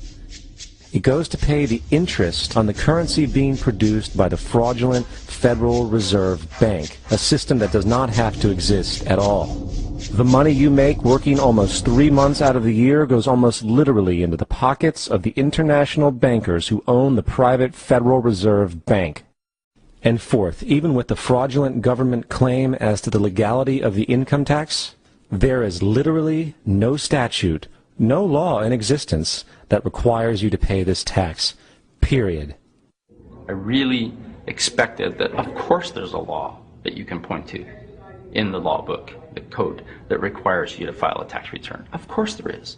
I was at that point where I couldn't find the statute that clearly made a person liable, at least not me and most people I know, and I had no choice in my mind except to resign. Based on the research that I did throughout the year 2000 and that I'm still doing, I have not found that law. I've asked Congress, we've asked a lot of people in the IRS commissioners, helpers. They can't answer, because if they answer, the American people are going to know that this whole thing is a fraud. I haven't filed an federal income tax return since I left. I have not filed a tax return since 1999. The income tax is nothing less than the enslavement of the entire country. Now, the control of the economy and the perpetual robbery of wealth is only one side of the Rubik's Cube the bankers hold in their hands. The next tool for profit and control is war. Since the inception of the Federal Reserve in 1913, a number of large and small wars have commenced. The three most pronounced were World War I, World War II, and Vietnam. World War I. In 1914, European wars broke out centered around England and Germany. The American public wanted nothing to do with the war. In turn, President Woodrow Wilson publicly declared neutrality. However, under the surface, the U.S. administration was looking for any excuse it could find to enter it. In a noted observation by Secretary of State William Jennings, the large banking interests were deeply interested in the World War because of the wide opportunities for large profits. It's important to understand that the most lucrative thing that can happen for the international bankers is war, for it forces the country to borrow even more money from the Federal Reserve Bank at interest. Woodrow Wilson's top advisor and mentor was Colonel Edward House, a man with intimate connections with the international bankers who wanted in the war. In a documented conversation between Colonel House, Wilson's advisor, and Sir Edward Grey, the Foreign Secretary of England, regarding how to get America into the war, Grey inquired, "What will Americans do if Germans sink an ocean liner with American passengers on board?" House responded, "I believe that a flame of indignation would sweep the United States, and that by itself would be sufficient to carry us into war." So, on May 7, 1915, on essentially the suggestion of Sir Edward Grey, a ship called the Lusitania was deliberately sent into German-controlled waters, where German military vessels were known to be. And, as expected, German U-boats torpedoed the ship, exploding stored ammunition, killing 1,200 people.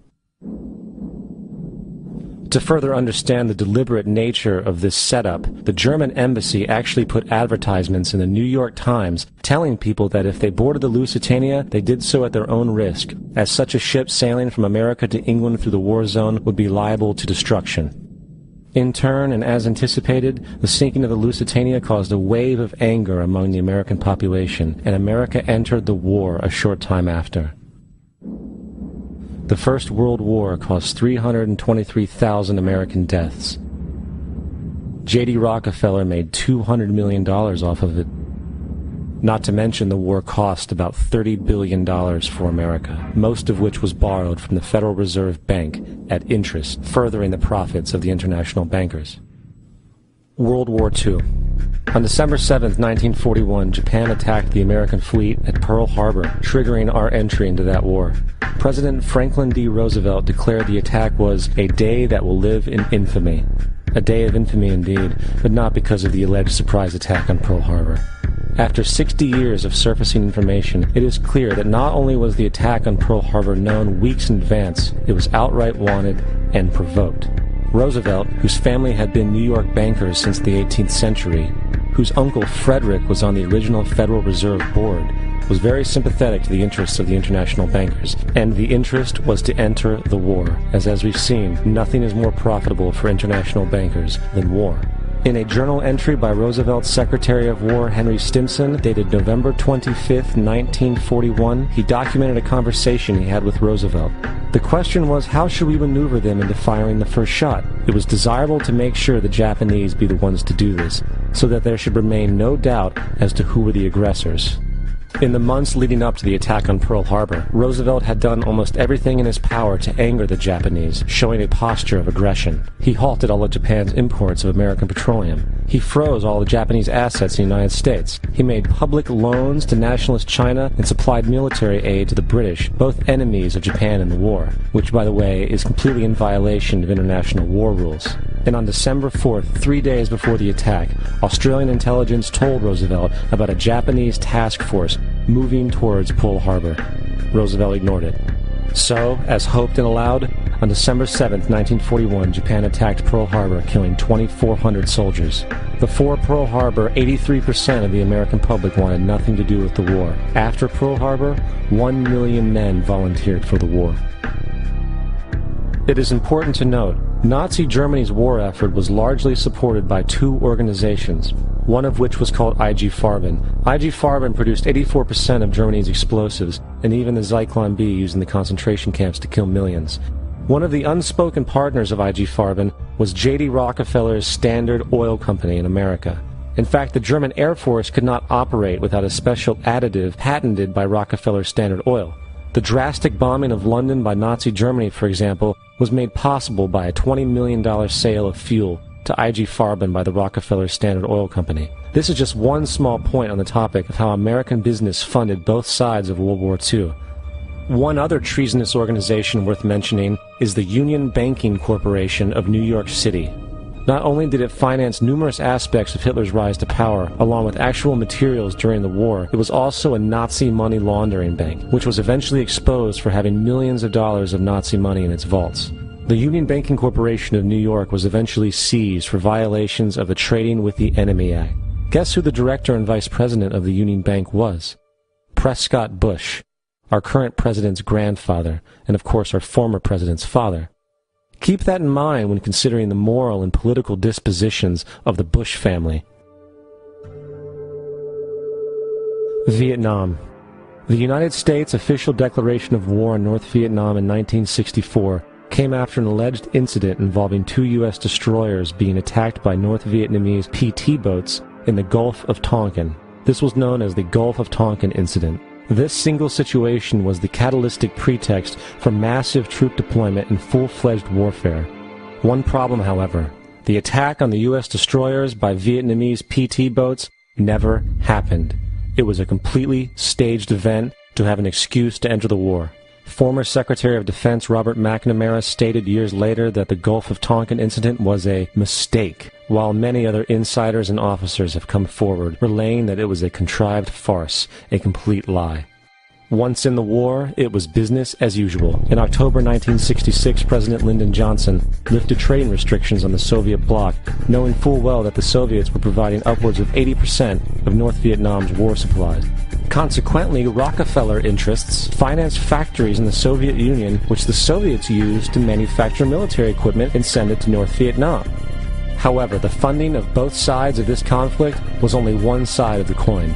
In 1985, Vietnam's rules of engagement were declassified. This detailed what American troops were and were not allowed to do in the war. It included absurdities like North Vietnamese anti-aircraft missile systems could not be bombed until they were known to be fully operational. No enemy could be pursued once they crossed the border of Laos or Cambodia. And most revealing of all, the most critical strategic targets were not allowed to be attacked unless initiated by high military officials. Apart from these imposed ludicrous limitations, North Vietnam was informed of these restrictions and therefore could base entire strategies around the limitations of the American forces. This is why the war went on so long. And the bottom line is this: the Vietnam War was never meant to be won, just sustained. This war for profit resulted in 58,000 American deaths and 3 million dead Vietnamese. So, where are we now? September 11th was the jumpstart for what is now an accelerated agenda by the ruthless elite. It was a staged war pretext no different than the sinking of the Lusitania, the provoking of Pearl Harbor, and the Gulf of Tonkin lie. In fact, if 9/11 wasn't a planned war pretext, it would be an exception to the rule. It has been used to launch 2 unprovoked illegal wars, one against Iraq and one against Afghanistan. However, 9/11 was a pretext for another war as well, the war against you. The Patriot Act, Homeland Security, the Military Tribunals Act, and other legislations are all completely and entirely designed to destroy your civil liberties and limit your ability to fight back against what is coming. Currently in the United States, unannounced to most brainwashed Americans, your home can be searched without a warrant, without you being home. You can in turn be arrested with no charges revealed to you, detained indefinitely with no access to a lawyer, and legally tortured, all under the suspicion that you might be a terrorist. If you need a painted picture of what is happening in this country, let's recognize how history repeats itself. In February 1933, Hitler staged a false flag attack, burning down his own German parliament building, the Reichstag, and blamed it on communist terrorists. In the next few weeks, he passed the Enabling Act, which completely eradicated the German Constitution, destroying people's liberties. He then led a series of preemptive wars, all justified to the German people as necessary to maintaining homeland security.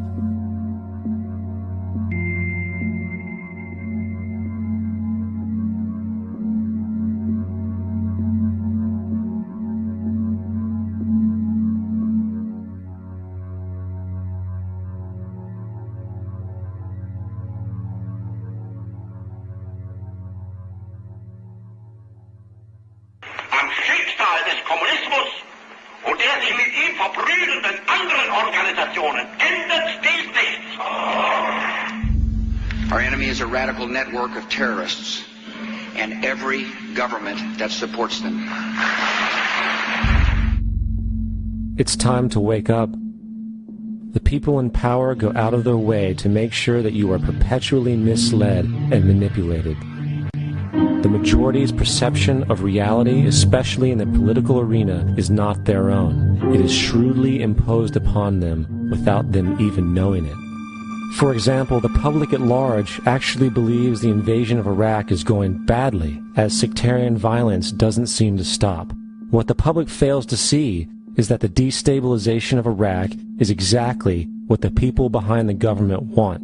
This war is to be sustained so the region can be divided up, domination of the oil maintained, continual profits reaped for the defense contractors, and most importantly, permanent military bases established to be used as a launching pad against other oil-bearing, non-conforming countries such as Iran and Syria. For further implication that the civil war and destabilization is purely intentional, in 2005, 2 elite British SAS officers were arrested by Iraqi police after being caught driving around in their car shooting at civilians while dressed up as Arabs. After being arrested and taken to a jail in Basra, the British Army immediately requested the release of these men. When the Basra government refused, British tanks came in and physically broke out the men from the Basra prison. If you wish to destroy an area, how do you do it? Well, there are 2 ways. You can go in there and bomb it and so forth, but that is not very efficient. What you do is you try to get the people in that area to kill each other and to destroy their own territory, their own farms. And that's what's been done in that area.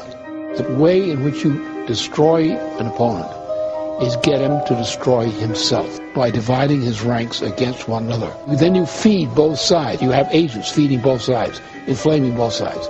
And they kill each other off. And it's time that some of us woke up to this reality to understand that people who try to maintain empires and create empires do it by manipulating the people they're trying to conquer. You might want to ask yourself why the entire culture is utterly saturated with mass media entertainment from all sides, while the educational system in America continues its stupefying downward slide since the U.S. government decided to take over and subsidize the public school system. What your government pays for, it gets. When we understand that, then we look at government-financed institutions of education and see the kind of students and the kind of education that's being turned out by these government-financed schools. Logic will tell you that if what is being turned out in those schools was not in accord with what the state and the federal government wanted, then it would change it. The bottom line is that the government is getting what they have ordered. They do not want your children to be educated. They do not want you to think too much. That is why our country and our world has become so proliferated with entertainments, mass media, television shows, amusement parks, drugs, alcohol, and every kind of entertainment to keep the human mind entertained, so that you don't get in the way of important people by doing too much thinking. You had better wake up and understand that there are people who are guiding your life and you don't even know it. We're in a lot of trouble because you people and 62 million other Americans are listening to me right now, because less than 3% of you people read books, because less than 15% of you read newspapers, because the only truth you know is what you get over this tube. Right now, there is an entire generation that never knew anything that didn't come out of this tube. This tube is the gospel, the ultimate revelation. This tube can make or break presidents, popes, prime ministers. This tube is the most awesome goddamn force in the whole godless world. And woe is us if it ever falls into the hands of the wrong people. people. And when the largest company in the world controls the most awesome goddamn propaganda force in the whole godless world, who knows what shit will be peddled for truth on this network. So you listen to me. Listen to me. Television is not the truth. Television is a goddamn amusement park. Television is a circus, a carnival, a traveling troupe of acrobats, storytellers, dancers, singers, jugglers, sideshow freaks, lion tamers, and football players. We're in the boredom-killing business. But you people sit there day after day, night after night, all ages, colors, creeds. We're all you know. You're beginning to believe the illusions we're spinning here. You're beginning to think that the tube is reality and that your own lives are unreal. You do whatever the tube tells you. You dress like the tube. You eat like the tube. You raise your children like the tube. You even think like the tube. This is mass madness, you maniacs. In God's name, you people are the real thing. We are the illusion. The last thing the men behind the curtain want is a conscious, informed public capable of critical thinking, which is why a continually fraudulent zeitgeist is output via religion, the mass media, and the educational system. They seek to keep you in a distracted, naive bubble, and they are doing a damn good job of it. In 2005, an arrangement between Canada, Mexico, and the United States was made. This arrangement, unannounced to the public, unregulated by Congress, merges the United States, Mexico, and Canada into one entity, erasing all borders. It's called the North American Union, and you might want to ask yourself why you've never heard of this. In fact, there is only one mainstream reporter who has actually heard of and has had the courage to cover this issue. The Bush administration's open borders policy and its decision to ignore the enforcement of this country's immigration laws is part of a broader agenda. President Bush signed a formal agreement that will end the United States as we know it, and he took the step without approval from either the U.S. Congress or the people of the United States. It's a deal that few have even heard of. It's being done again by very few people at the very top on behalf of the investment class, but the working class of people, political officials across our country, from communities, from cities and so forth, they don't know anything about this. This isn't some trade agreement. It is a total removal of sovereignty from these countries, which will also result in a completely new currency called the Amero. Fall. Apart from that, I think one thing people who are dollar-based need to focus on is the Amero. That's the one thing that nobody's talking about, but I think is going to have a big impact on everybody's life in Canada, the U.S., and Mexico. The Amero is the proposed new currency for the North American community, which is being developed right now between Canada, the U.S., and Mexico to make a borderless community, much like the EU, and the dollar, Canadian dollar, U.S. dollar, and the Mexican peso replaced by the Amero. By default of this agreement, the American Constitution will eventually be obsolete. You would think that a situation like this would be on the cover of every major newspaper. That is until you realize that the people who are behind this movement are the same people behind the mainstream media, and you are not told what you're not supposed to know. The North American Union is the same concept as the European Union, the African Union, and the soon-to-be Asian Union, and the same people are behind all of them. And, when the time is right, the North American Union, the European Union, the African Union, and the Asian Union will be merged together, forming the final stages of a plan these men have been working on for over 60 years. A one-world government.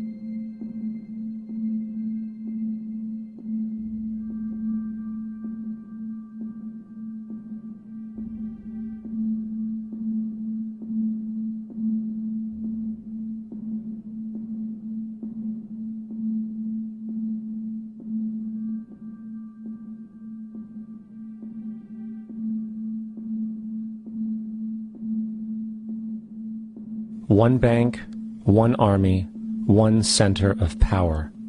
And if we have learned anything from history, it is that power corrupts, and absolute power corrupts absolutely.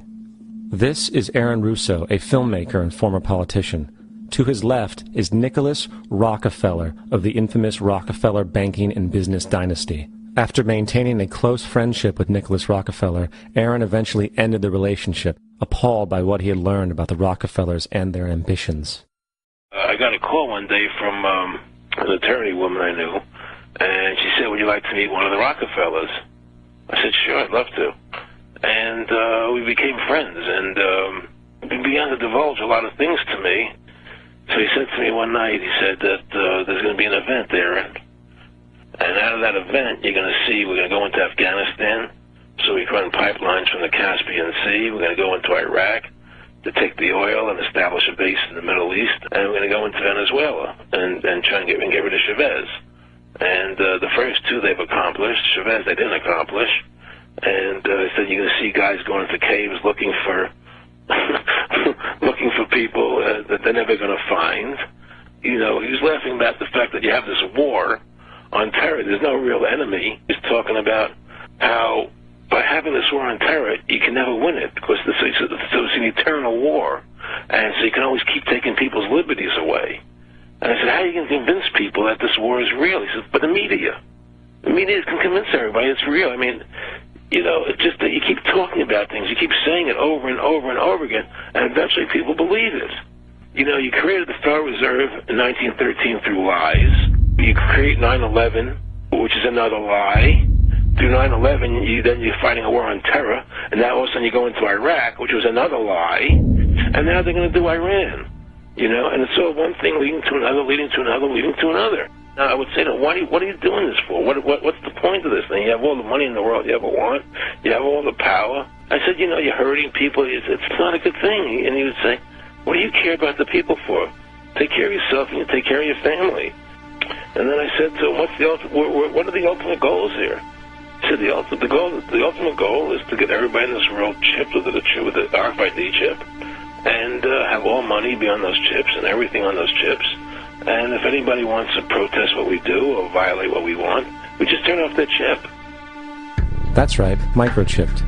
In 2005, Congress, under the pretense of immigration control and the so-called war on terrorism, passed the Real ID Act, under which it is projected by May 2008, you will be required to carry around a federal identification card, which includes on it a scannable barcode with your personal information. However, this barcode is only an intermediary step before the card is equipped with a VeriChip RFID tracking module, which will use radio frequencies to track your every move on the planet. If this sounds foreign to you, please note that the RFID tracking chip is already in all new American passports. And the final step is the implanted chip, which many people have already been manipulated into accepting under different pretenses. We have a Florida family who are really pioneers in a brave new world. They have volunteered to be the first ever to have microchip identification devices implanted into their bodies. After 9/11, I was really concerned with the security of my family. I wouldn't mind having something planted permanently in my arm that would identify me. In the end, everybody will be locked into a monitored control grid where every single action you perform is documented. And if you get out of line, they can just turn off your chip, for at that point in time, every single aspect of society will revolve around interactions with the chips. This is the picture that is painted for the future if you open your eyes to see it. A centralized one-world economy where everyone's moves and everyone's transactions are tracked and monitored, all rights removed. The most incredible aspect of all. These totalitarian elements will not be forced upon the people. The people will demand them. For the social manipulation of society through the generation of fear and division has completely detached humans from their sense of power and reality. A process which has been going on for centuries, if not millennia. Religion, patriotism, race, wealth, class, and every other form of arbitrary, separatist identification and thus conceit has served to create a controlled population, utterly malleable in the hands of the few. Divide and conquer is the motto, And as long as people continue to see themselves as separate from everything else, they lend themselves to being completely enslaved. The men behind the curtain know this, and they also know that if people ever realize the truth of their relationship to nature and the truth of their personal power, the entire manufactured zeitgeist they prey upon will collapse like a house of cards.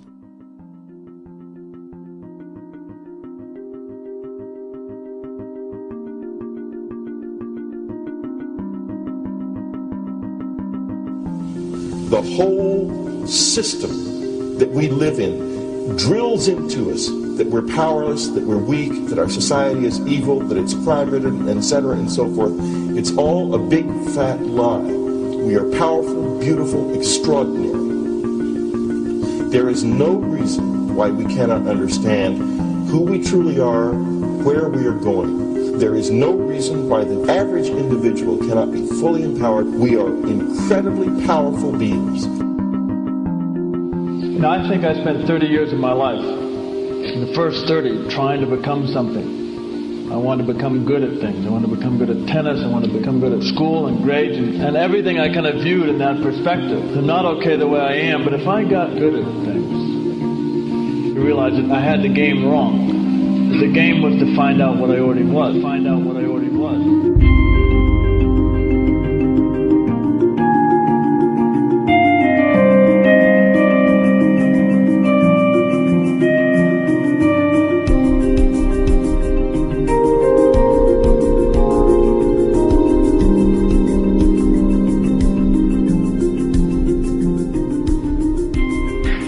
Culture, we've been trained for individual differences to stand out.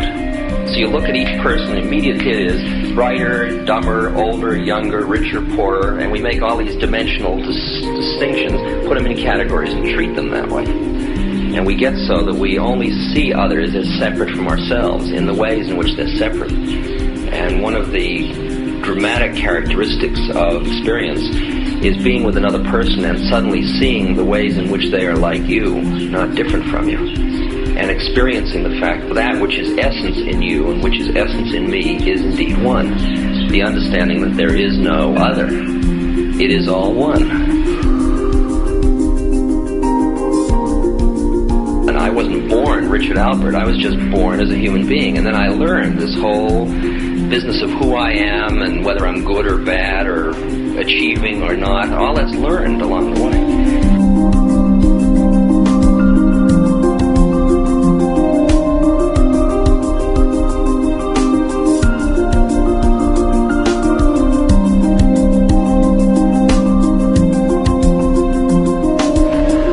The old appeals to racial, sexual, and religious chauvinism, to rabid nationalist fervor, are beginning not to work. A new consciousness is developing which sees the earth as a single organism and recognizes that an organism at war with itself is doomed.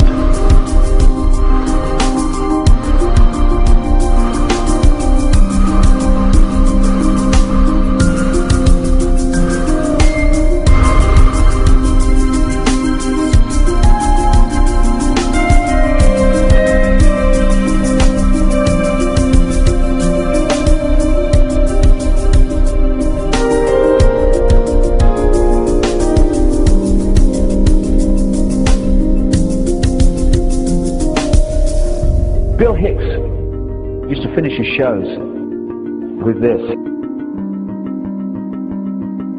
Life's like a ride in an amusement park. And when you go on it, you think it's real, because that's how powerful our minds are. And the ride goes up and down and round and round. It has thrills and chills, and it's very brightly colored. And it's very loud, but it's fun for a while. Some have been on the ride for a long time, and they begin to question, is this real, or is this just a ride? And other people have remembered, and they come back to us and they say, hey, don't worry. Don't be afraid ever, because this is just a ride. And we kill those people. Shut him up. I've got a lot invested in this ride. Shut him up. Look at my furrows of worry. Look at my big bank account. My family. This has to be real. It's just a ride. But we'll kill those good guys who try and tell us that. You ever notice that? And let the demons run amok? But it doesn't matter, because it's just a ride, and we can change it anytime we want. It's only a choice. No effort, no work, no job, no savings of money. Just a choice right now between fear and love.